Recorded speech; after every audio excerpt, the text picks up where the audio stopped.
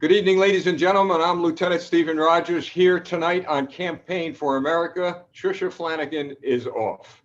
Well, it's Friday, and you know that every Friday we go over the week's events, but we also have tonight a very special guest, which I'll be speaking to him in a little while. But what I'm first going to do, folks, is bring you up to date on what is happening to our country. The state of California announced earlier tonight that there will be major lockdowns. Businesses are going to be closed up. Homeowners, that's right, private homeowners are going to be ordered to stay in their houses.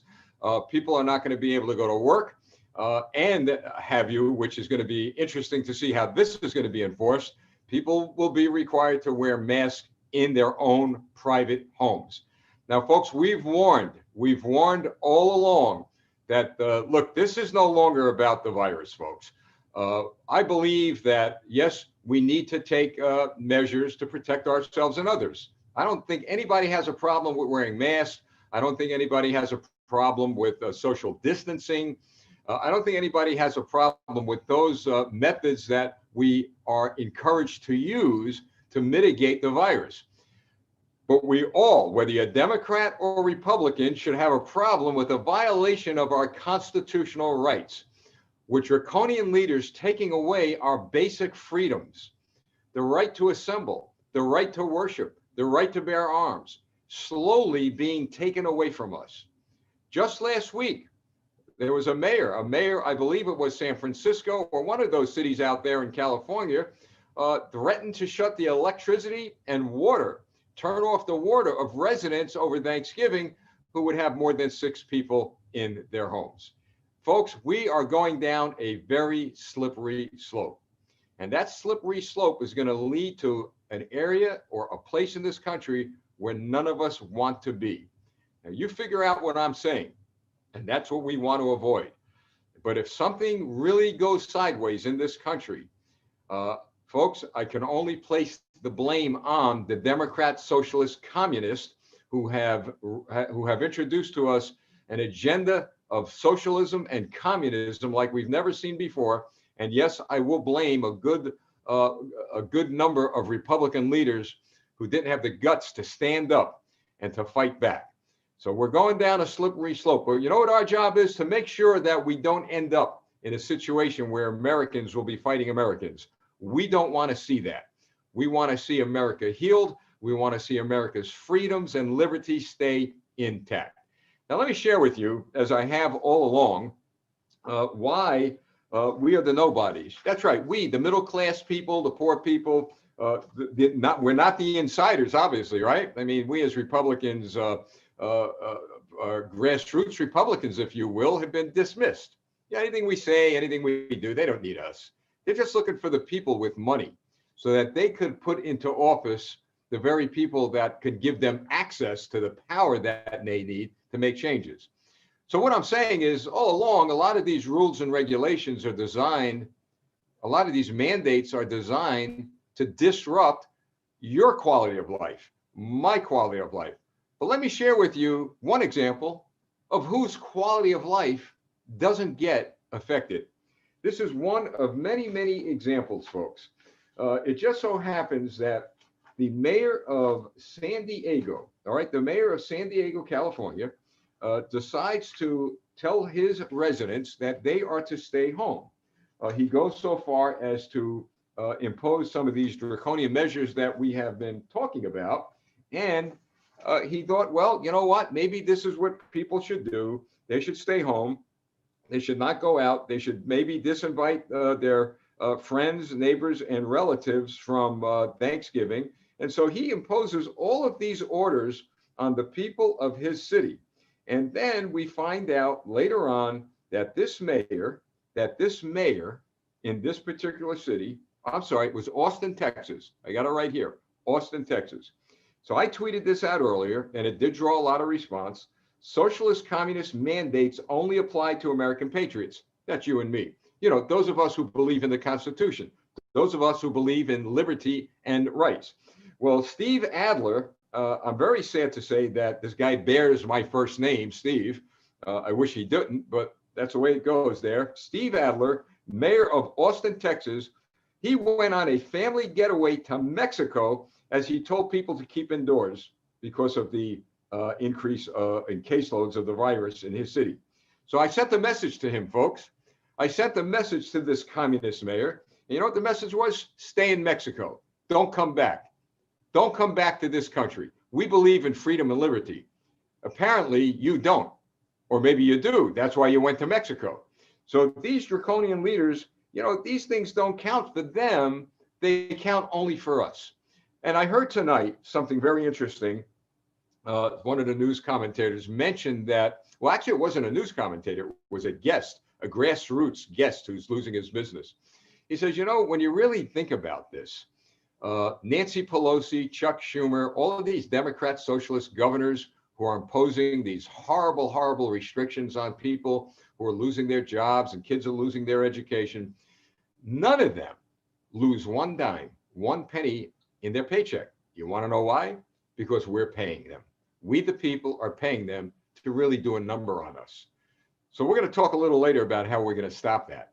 But remember what I talked about just a few seconds ago? Not only businesses are being lost, but we have young people in schools across this country who are being cheated out of an education.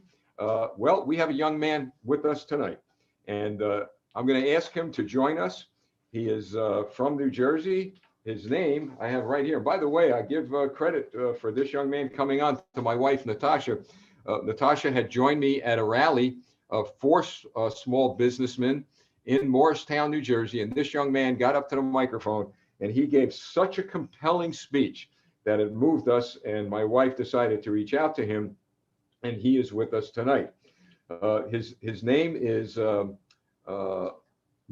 sorry, that's your dad. I'll tell you what, Jake, I'm going to ask you to introduce yourself, okay? But you introduce yourself, give us a little bit about your background, and then I'm going to give the broadcast to you to share with the people on this broadcast from your heart what you shared with a few hundred people a few weeks ago. And please speak up there, my friend.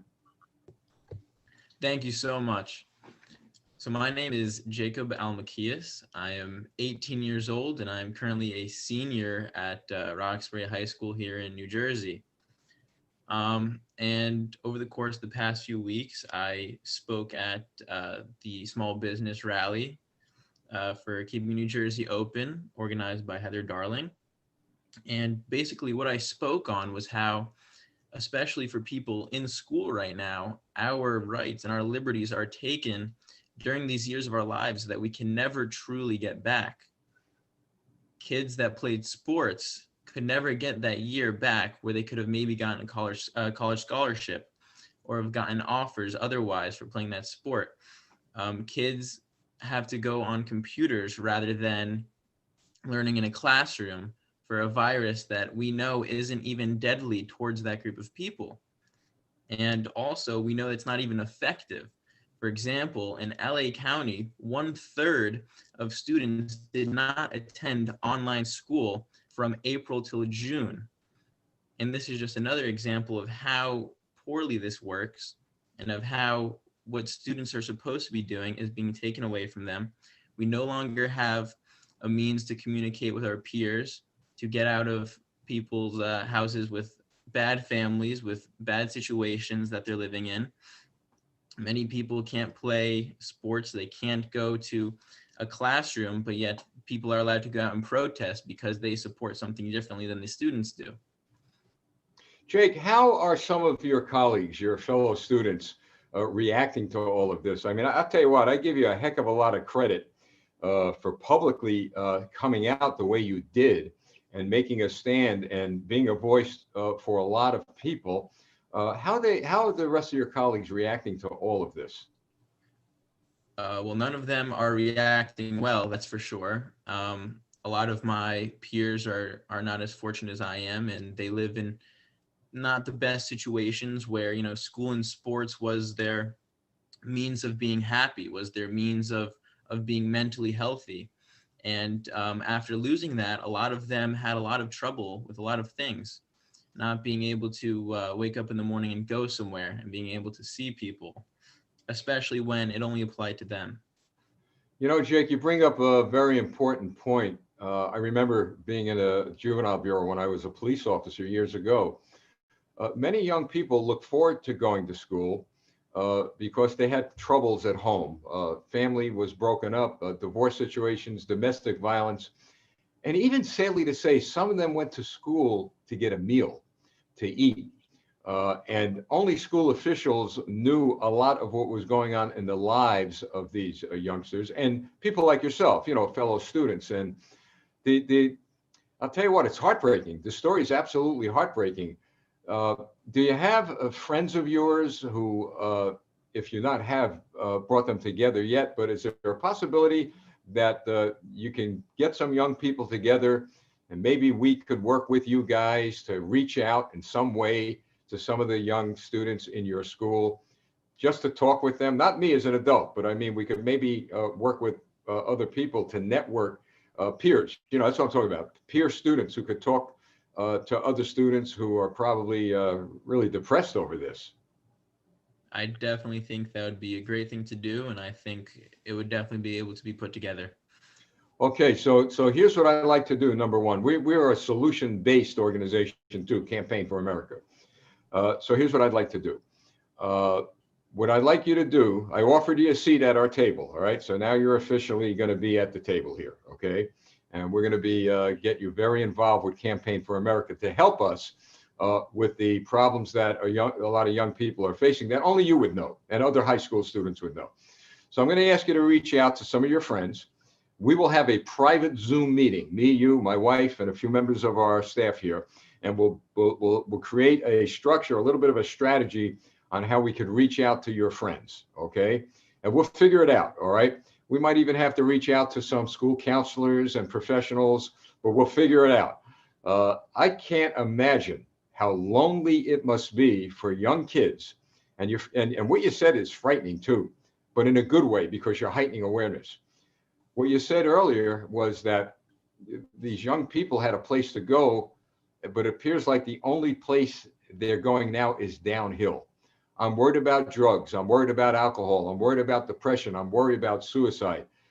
Without revealing too much, okay? And we're not going to point at your school because this is, I don't know anything about your school, so I don't want to mislead people. But on a national level, do you sense that maybe some young people are falling now off the cliff and they feel they have nowhere to go?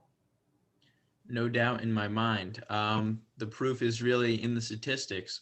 So far in 2020, we've had over 1.4 million Americans attempt suicide. 1.4 million. And so far in 2020, suicide is the second leading cause of death from people ages 10 to 34. This is higher than any year. So this is obviously something that is affecting the young population on a huge level, where kids are no longer able to be social, and especially in the more developmental ages where kids are younger and school is their way to learn how to interact with people, it is detrimental to their development as young people. When you talk to some of friends of yours, people your age about this, do you find that maybe they're willing to pour their heart out a little to you? Because I'm sure they're talking to you as a friend. You seem like such a nice guy who's willing to listen. Do you find that, or maybe perhaps you're thinking about giving them a pathway to talk with you? Have you found that? I found that I've been communicating with a lot of friends a lot more since we've had these issues, because they've wanted to reach out to me to kind of share their issues and to be able to talk to somebody about stuff that, everybody's going through, but it's also an individual issue that they're all dealing with. And at least the people that I'm around, a lot of them are struggling. As you're talking, what really disturbs me, something tonight disturbed me. My wife and I, we were watching the news media outlets. We watch all of them. I have to watch all of them because I'm on a lot of different TV outlets. But it was on the agenda, Jake, of the United States Congress today. What they passed, a bill they passed. I'll tell you what it was. They were working on passing a law to decriminalize weed. Now, whether you're in favor or against, that's not the point. The point is, with all the troubles that we're facing, the depression, the mental health, the financial destruction of people, our United States Congress is concentrating on doing what? decriminalizing marijuana. That was at the top of the agenda today, and they have rapidly moved that bill. Now, when you hear stuff like that, Jake, how do you feel about that? Knowing what you know, seeing what you see, and your elected representatives are prioritizing in that manner. Well, I just think it makes it blatantly obvious that since the beginning, this has become about public control rather than public health, especially because of what our officials are focusing on as opposed to actually trying to fix these issues that we're dealing with. It's just become something so draconian, and they've practically just ripped up the Constitution, taken away our liberties and our rights, and use it as a vehicle for them to pass things that they want to pass and to spread messages that they want to spread. You know, you mentioned public control, and I know what you're saying, state control, right? That the state wants to control our lives. Now, I'm curious about this. In your estimation, is there enough of lessons in school about American history, about civics, about the heroes that actually built this country and put it together? Do you find that it's okay, or are we lacking? I would say that we are definitely lacking.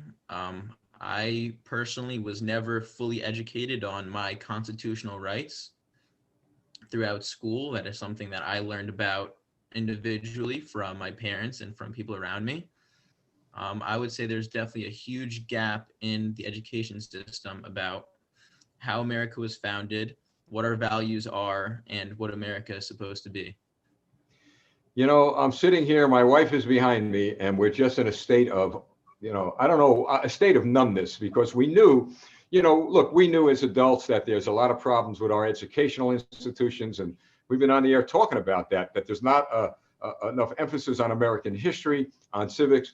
But I got to tell you, hearing it from you, hearing it from a student who's living that every single day of his life in school, I got to tell you, Jake, that is mind-numbing, and it's upsetting, and it's disturbing.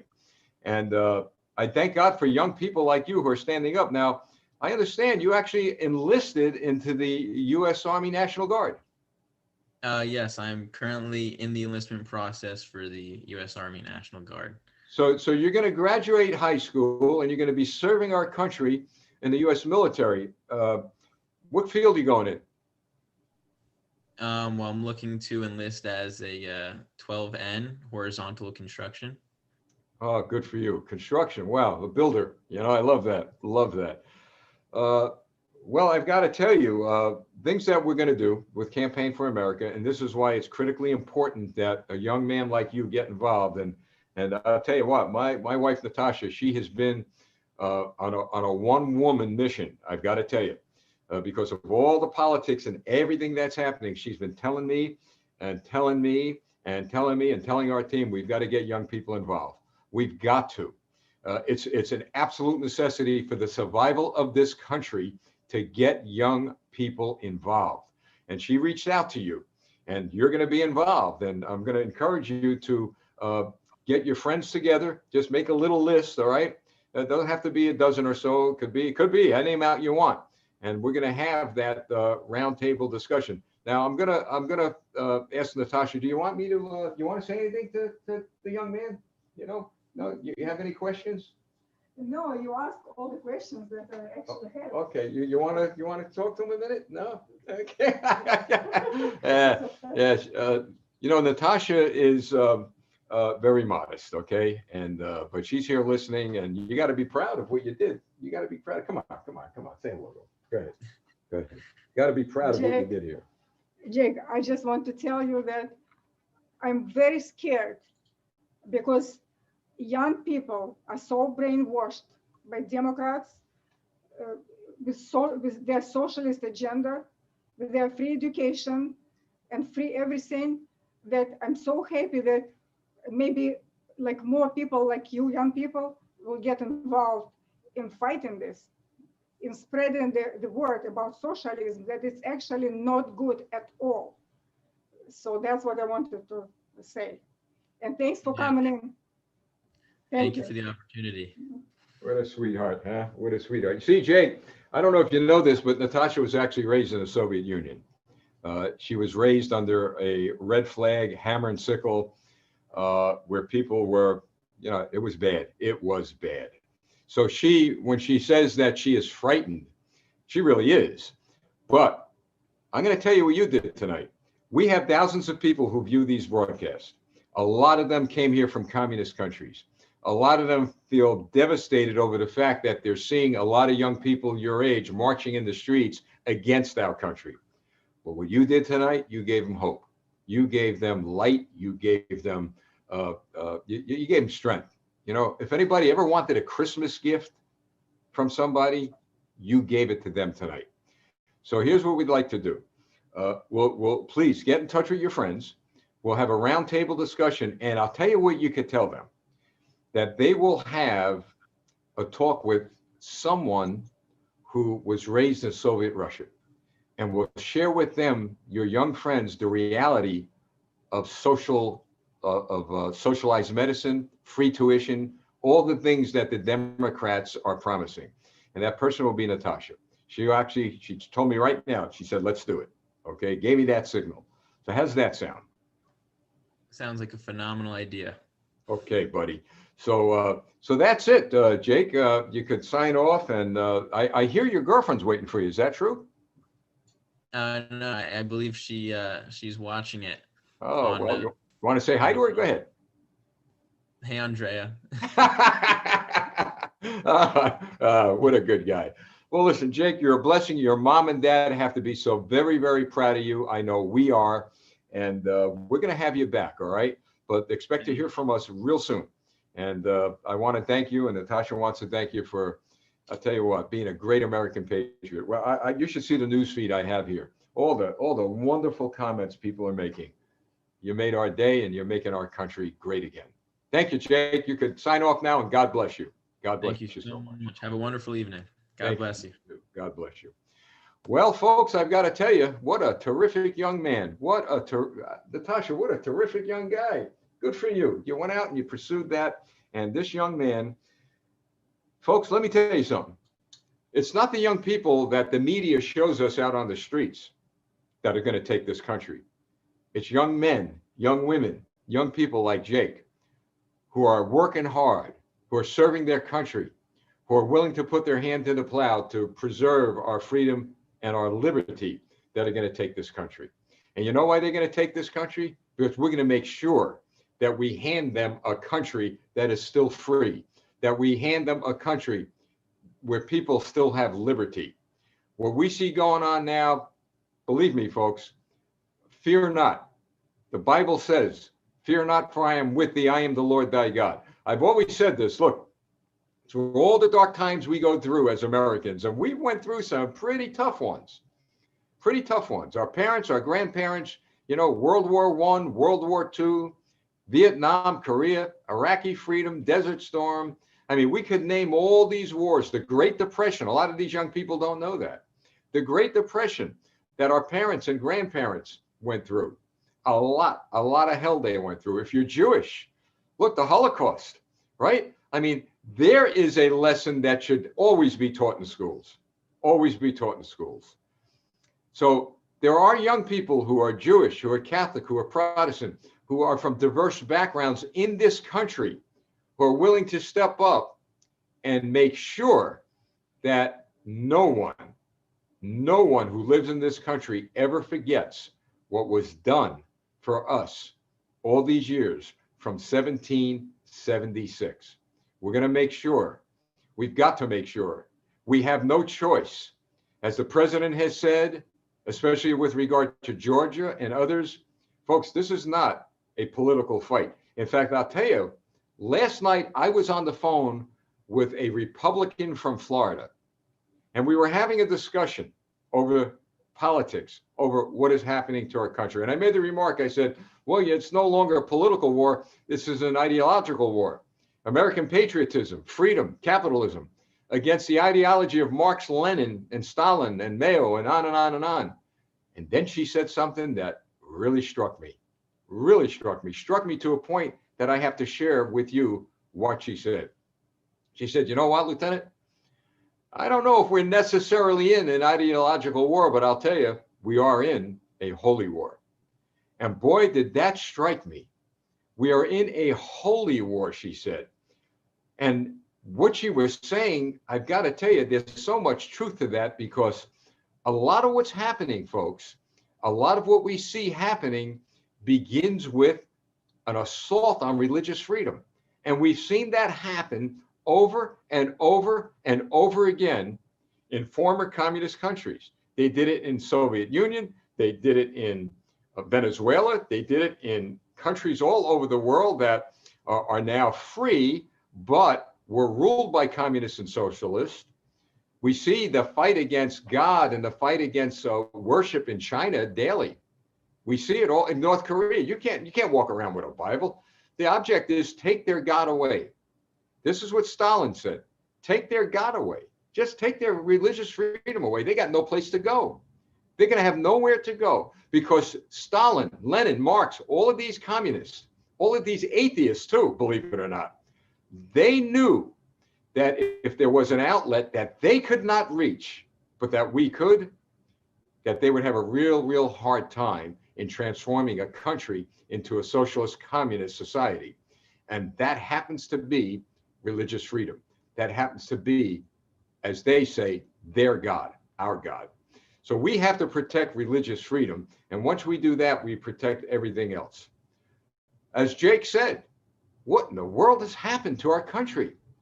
They don't learn about American history. They don't learn about American heroes. They don't learn about civics.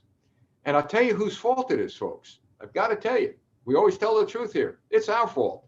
It's our fault because maybe, just maybe, we put our confidence and trust into the wrong people.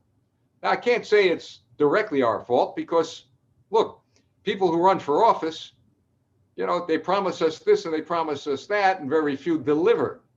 I think the minority communities across this country could attest to that. I would ask those of you who are Democrats, I know a lot of you watch this broadcast, and I know a lot of you politicians do, and I got a word for you in a minute. But with regard to minorities who are watching, have the Democrats who have bragged for decades, at least in my lifetime, that they're going to deliver you this and that, you're going to be taken out of the poverty-stricken areas, that the cities are going to be rebuilt, you're going to have this and have that. Have they delivered? They have not. And you proved that when millions and millions of you went out and voted for President Trump, not only in 2016, but now. And you know what's going to happen?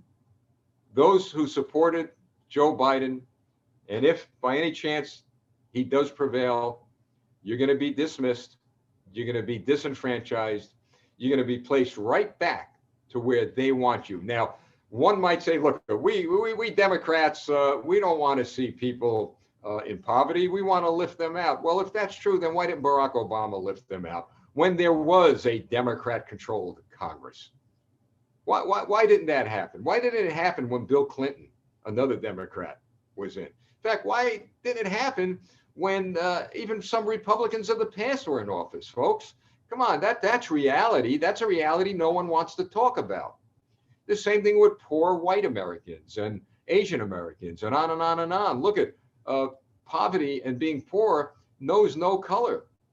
Crime knows color, folks. I mean, look at, if you're a victim of a crime or some creepy criminals walking around, he could care less if you're black, white, or whatever. Going to come after you. Going to come after the little or much that you have. But the people not being affected are those who are making the rules. We put them in office. And folks, I've said over and over and over again, for the sake of this young man, Jake, and the young people now he's going to bring to the table with us, we're asking you to join us. If you notice something, we don't ask for money. We're not going to do what the political parties do and use that as bait and say, hey, look, we need a few bucks. You're not going to hear me say that on the air. From time to time, there are people who have asked us, hey, can we throw a few bucks this way? Sure, I'm not going to turn it away. Certainly we could use that, but that's not the priority. The priority is we need your tools, the gifts, the skills that God has given you.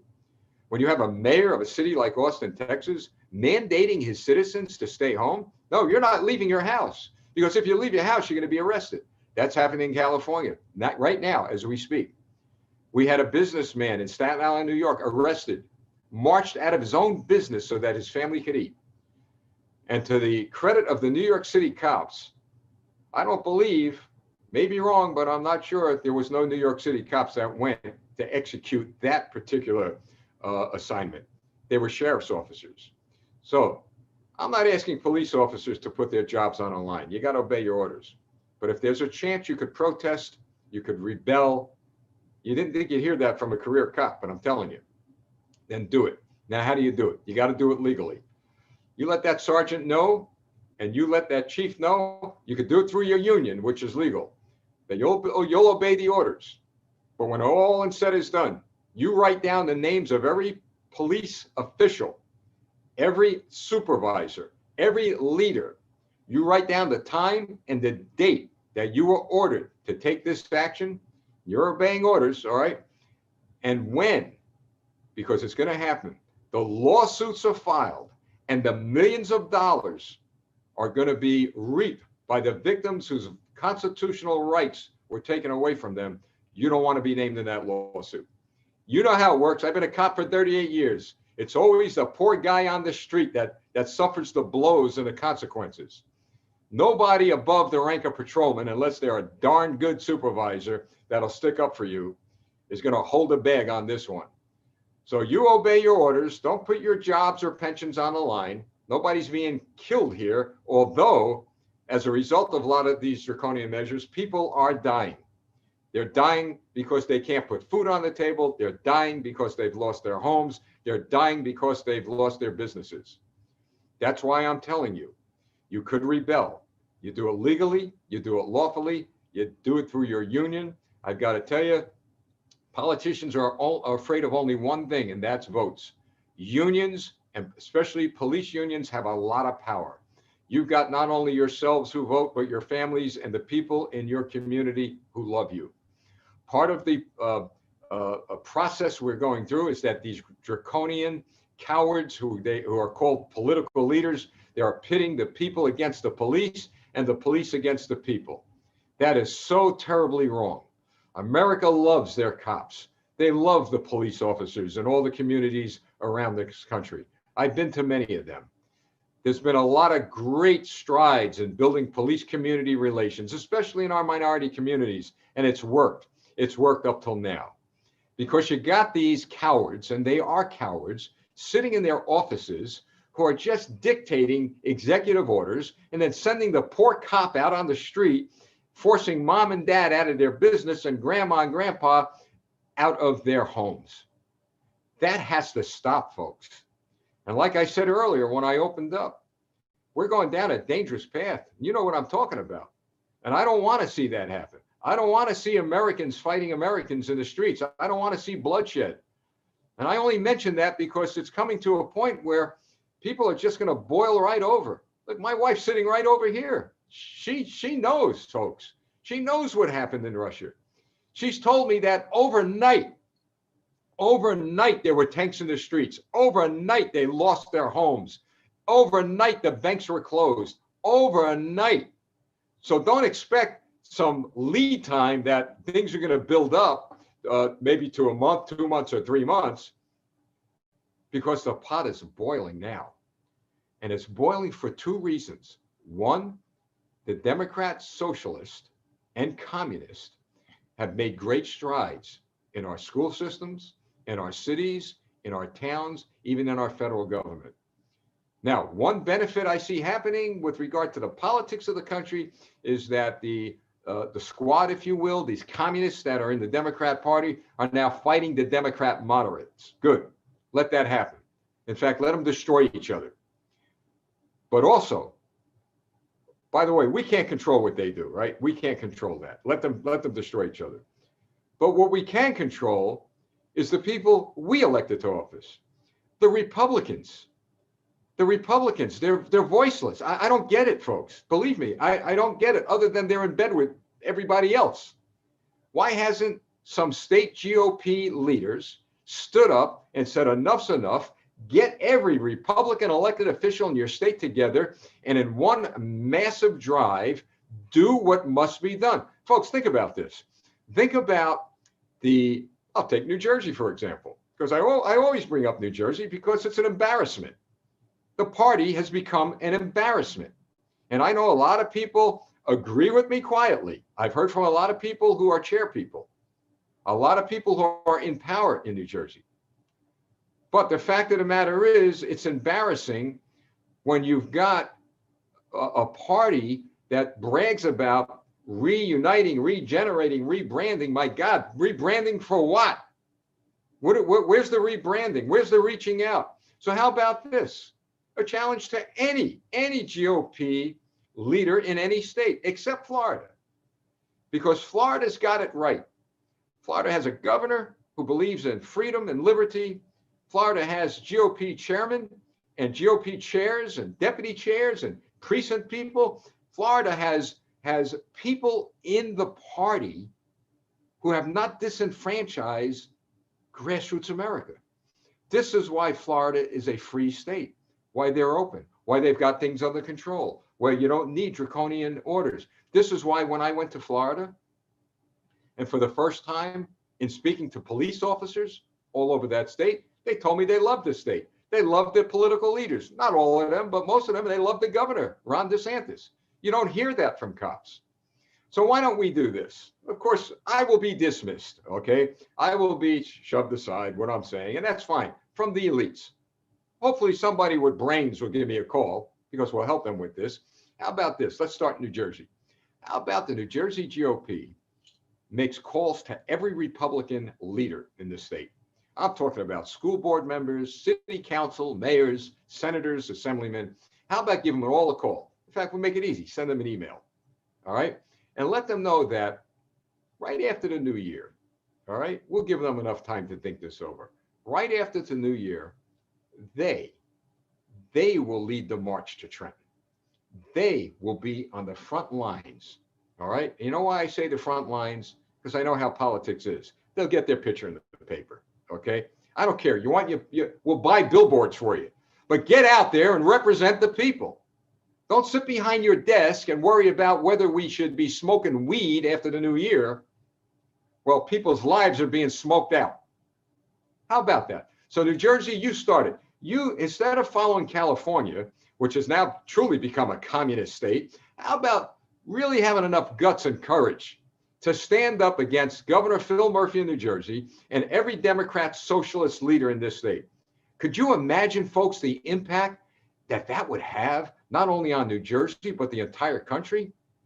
You get those leaders out there, every Republican, minority leader in the Assembly, in the Senate, all of those Republicans that are left, all right, in the State House, there are a lot of them. Couple them with the hundreds of Republican mayors and city councilmen. Man, you all come together, the people will follow. They'll come. Show some guts. Show some courage. And I'll tell you, you know what? You know who else will be marching? Jake. Young people, high school kids, college students. It's called a leadership vacuum here in New Jersey, as well as in some places around the country. We don't have leadership here, folks. Don't let anybody kid you. They would have been out there raising hell already.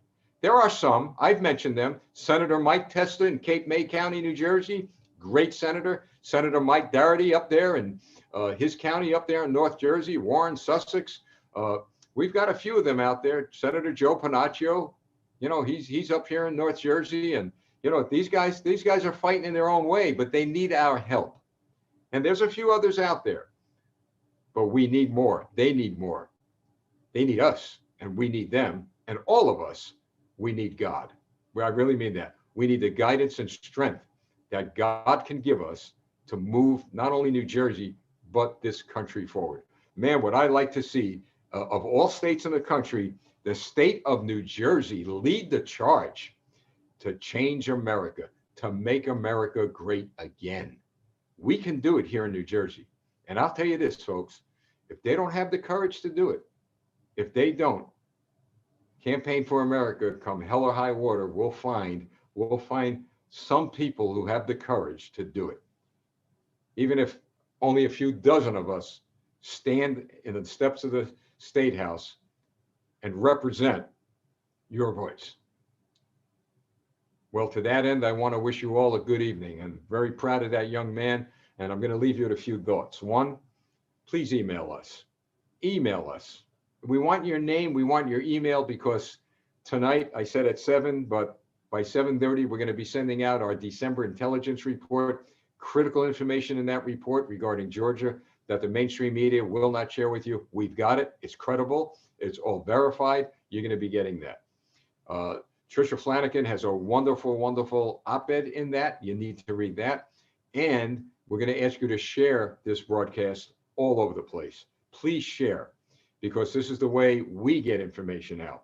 We meaning Campaign for America. Be part of our team. Doesn't cost you anything. It costs you less than 5 minutes to send us your email. Mail at, you can directly to me, mail, here's our email. It's campaign4, the number 4, America at ltrogers.us. That's campaign4, the number 4, America at ltrogers.us. Email me. We'll try to get it posted when we post a video on YouTube and on Facebook. So that's it, folks. I hope and pray you have a great weekend. Stay safe, stay strong. And through all of what you've heard and seen, I think tonight should give you hope. I really mean that. To give you hope that Campaign for America is here, as well as other organizations throughout the country, duplicating what we're doing, but real hope in listening to an 18-year-old high school student who said, you know something, I'm not going to sit back anymore and yell at my TV and wait for the next guy or gal to do something. I'm going to do something. And boy, did he do something. There is a reason for us to get involved. You want to know why? Because now is our time. Thank you. God bless America. God bless our president. And folks, you have a great weekend. And until Monday, 6:30 p.m., God bless you and have a great evening.